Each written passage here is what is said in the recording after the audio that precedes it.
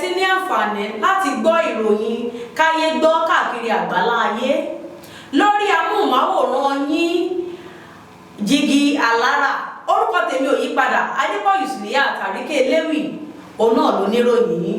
Ṣáájú ohun gbogbo ẹ gbọ́ kókó tó wà nínú ìròyìn. Ìjọba àpapọ̀ ti ṣetán láti kọ́ 5,000 ilé lọ́fẹ̀ẹ́ fún ará ìlú.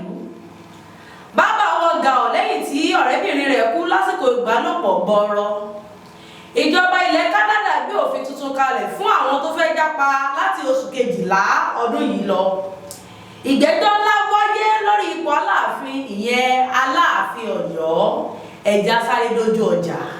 Tẹlifíṣàn kan àrà ọ̀tọ̀ tí aráyé fẹ́. Prison 24 TV láyé sọ. Àtúntò arédè pàkó yí bàbá mọ̀gánà, àǹfààní ńlá ló wọlé tọ̀ wá wáyé o. Àǹfààní láti darapọ̀ mọ́ iléeṣẹ́ amóhùnmáwòrán àti rédíò orí ẹ̀rọ ayélujára kan nílẹ̀ yìí. Prison 24 TV, Jígí Alára rédíò tó kalẹ̀ ká sílùú Ìbàdàn. Iléeṣẹ́ tẹlifíṣàn tí wọ́n mọ̀ mọ́ àwọn ètò àtàtà lóríṣiríṣi ni. Àǹfààní ńlá rèé o fún gbogbo ẹni tó ní ẹ̀bùn àti ọgbọ́n àtinúdá láti wá fi ẹ̀bùn tiyín náà hàn. Kẹ́yìn náà lè di ìlúmọ̀ọ́ká gbóhùnsáfẹ́fẹ́. Akọ́ṣẹ́mọṣẹ́ agbóhùnsáfẹ́fẹ́ lédè Yorùbá pọ́nbélé àti Gẹ̀ẹ́sì ni wọ́n ní. Tàbí akọ̀ròyìn àti akàròyìn eré ìdárayá àti bẹ́ẹ̀ bẹ́ẹ̀ lọ lédè Yorùbá àtèdè Gẹ̀ẹ́sì.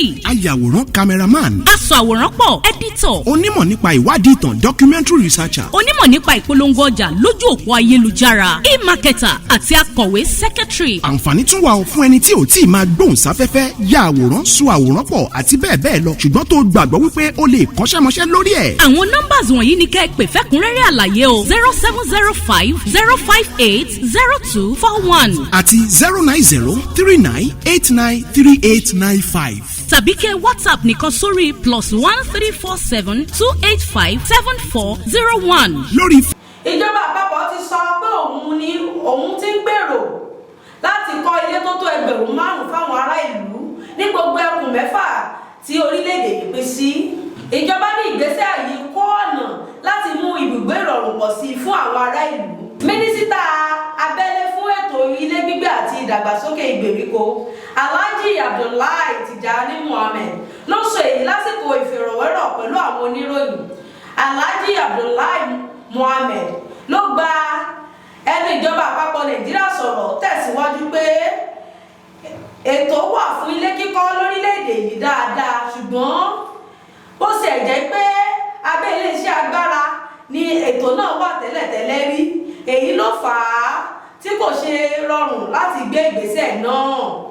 Ó ní ṣùgbọ́n báyìí tí kò sí lábẹ́ iléeṣẹ́ náà mọ́, iṣẹ́ yóò bẹ̀rẹ̀ láìpẹ́ lóní pẹrẹwu. Alhaji Muhammed Tijani tẹ̀síwájú, ó ní ó lẹ́tọ̀ọ́ láti kọ́ 1,000 ilé ní gbogbo ìpínlẹ̀ orílẹ̀-èdè yìí.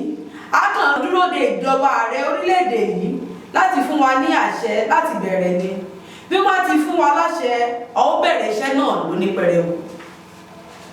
Bàbá wọ ga ọ̀ lẹ́yìn tí ọ̀rẹ́bìnrin rẹ̀ kú lásìkò ìbálòpọ̀ gbọ́rọ̀. Ọwọ́ iléeṣẹ́ ọlọ́pàá ní ìpínlẹ̀ Kwara ti tẹ ọkùnrin kan tó jẹ́ onígbàjámọ̀, èyí tó a mọ̀ sí Gerigeri ní Ìlọrin, lórí ikú obìnrin kan tó jáde láyé lẹ́yìn ìbálòpọ̀ lọ́jọ́ Ajé. Iléeṣẹ́ ọlọ́pàá fìdí ìṣẹ̀lẹ̀ náà múlẹ̀ lọ́jọ́ Ìṣẹ́gun, tó sì jẹ́ kó di mímọ̀ pé àwọn ti bẹ̀rẹ̀ ìwádìí lórí ohun tó ṣokùnfà ikú obìnrin yìí lẹ́yìn tí òun àti ọ̀rẹ́kùnrin rẹ̀ ní ìbálòpọ̀ ní ilé ìtura kan ní ìlú Ìlọrin. Ìwádìí fi hàn pé ìṣẹ̀lẹ̀ náà wáyé lọ́jọ́ Ajé nílé ìtura kan tó wáyà ní agbègbè Tèmídire, níbi tí arákùnrin náà tó ní ṣọ́ọ̀bù tí wọ́n ti ń tún irun ọkùnrin ṣe ti tẹ̀lé ọ̀rẹ́bìnrin rẹ̀ lọ sí ilé ìtura. Ó ṣojú mi kò rò bá iléeṣẹ́ ìròyìn abẹ́lé The Punch sọ̀rọ̀ pé ọkùnrin náà ló dàbí pé ó ti lọ gbé oògùn olóró lura láti bá ọ̀rẹ́bìnrin rẹ̀ lájọṣepọ̀. Olóògbé náà ní ìbálòpọ̀ náà sú òun tó sì gba ibẹ̀ lọ sọdá sọ́run àrèmábọ̀. Ó ní ọkùnrin náà pariwo síta pé kí àwọn ènìyàn tó wà ní ilé ìtura gba òun, tí wọ́n sì súré gbé obìnrin náà lọ sílé ìwòsàn níbi tí ó ti jáde láyé. Olùdásílẹ̀ ilé ìtura náà ló ránṣẹ́ pé iléeṣẹ́ ọlọ́pàá ní ìpínlẹ̀ Kwara tí wọ́n sì mú arákùnrin náà lọ sí àhámọ́. Agbẹnusọ fún iléeṣẹ́ ọlọ́pàá ní ìpínlẹ̀ Kwara SP Ọkàsánmi Àjàyí fìdí ìṣẹ̀lẹ̀ náà múlẹ̀ tó sì jẹ́ kó di mímọ̀ pé ìwádìí ti bẹ̀rẹ̀ ní onípẹrẹwu. Ìjọba Canada ti gbé òfin tuntun kalẹ̀ fún àwọn tó fẹ́ jápa láti oṣù kejìlá ọdún yìí lọ. Mínísítà fún iléeṣẹ́ aṣọ́bodè lórílẹ̀‐èdè Canada Mike Miller ti sọ̀rọ̀ pé àwọn yóò bẹ̀rẹ̀ ètò mìíràn láti máa fi ṣàyẹ̀wò fínífíní nípa àwọn tó bá fẹ́ kàwé ní fásitì wọn kó tó di pé wọ́n fún wọn ní ìwé ẹ̀rí ìgbaniwọlé. Ó ní èyí yóò jẹ́ kí wọ́n lè mọ àwọn tó jẹ́ ayédèrú nínú àwọn tó ń wọlé sí orílẹ̀-èdè náà tàbí kàwé àti àwọn tó jẹ́ ojúlówó akẹ́kọ̀ọ́ ní orílẹ̀-èdè wọn. Mike Miller ló sọ̀rọ̀ náà jáde wípé ọ̀pọ̀ àwọn ènìyàn ló fi kíkàwé nílẹ̀ Canada lu jìbìtì tó sì láwọn sì ti ṣetán báyìí láti dín ìwà náà kù. Ìgbẹ́jọ́ ńlá wáyé lórí ipò Aláàfin Aláàfin Ọ̀yọ́. Èèyàn 5 nínú àwọn afọbajẹ 6 tó wà nínú ìgbìmọ̀ Ọ̀yọ́ Mẹ́sì ló pe ẹjọ́ tako gómìnà Ṣèyí Mákindé. Agbẹjọ́rò àgbà ní ìpínlẹ̀ Ọ̀yọ́ àti ẹ̀ka iléeṣẹ́ ìjọba tó mójútó ọ̀rọ̀ ìjọba ìbílẹ̀ àti oyè jíjẹ. Ẹjọ́ náà tí wọ́n gbé lọ sí ilé ẹjọ́ gíga tó ń bẹ nílùú Ọ̀yọ́ ló dá lórí ìyànsípò Aláàfin Ọ̀yọ́. Àwọn olóyè tó pé ẹjọ́ náà ni olóyè àgbà Yusuf Akíade Ayọ̀adé Báṣọ̀run ìlú Ọ̀yọ́, olóyè àgbà Wakil Akíndélé Oyèdépò Lágbo ìlú Ọ̀yọ́, olóyè àgbà Amúdá Yusuf Akínikú ìlú Ọ̀yọ́, olóyè àgbà Wahid Oyètúnjí ààrẹ àgọ́ Báṣọ̀run àti olóyè Gbádébọ̀ Mufutau Baálé Alápò. Gbogbo wọn ló sì péjú ibi ìgbẹ́jọ́ ní ọjọ́ Ìṣẹ́gun. Agbẹjọ́rò fún àwọn tó pe ẹjọ́ náà Kazeem Ṣọbalójú sàn pè fún ìfìdímúlẹ̀ ìlànà oyè jíjẹ ṣáájú ìdájọ́ ní ilé ẹjọ́.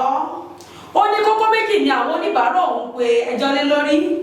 Àkọ́kọ́ níbẹ̀ ni láti dènà ìgbésẹ̀ tí ó lè da ìlànà oyè jíjẹ rú.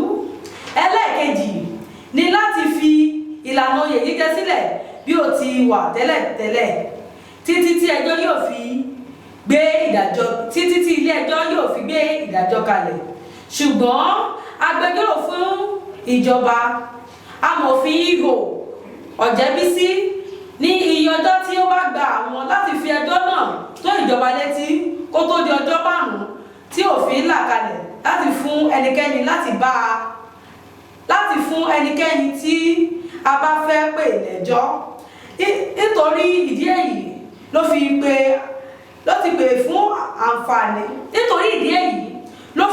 fún àǹfààní àti àsìkò láti gbáradì fún èsì tó tọ́ sí àwọn tó pe ẹjọ́ tako ìjọba ìpínlẹ̀ Ọ̀yọ́.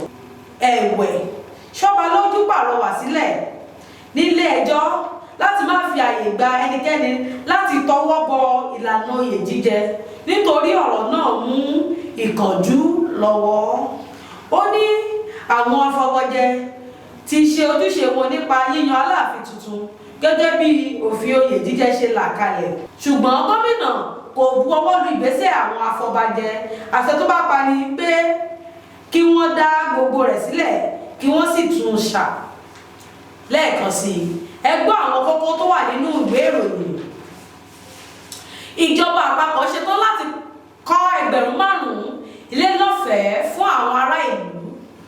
Bàbá wọ gàù lẹ́yìn tí ọ̀rẹ́bìnrin rẹ̀ kú lásìkò ìbálòpọ̀ gbọ̀ọ̀rọ̀. Ìjọba ilẹ̀ Canada gbé òfin tuntun kalẹ̀ fún àwọn tó fẹ́ jápa láti oṣù kejìlá ọdún yìí.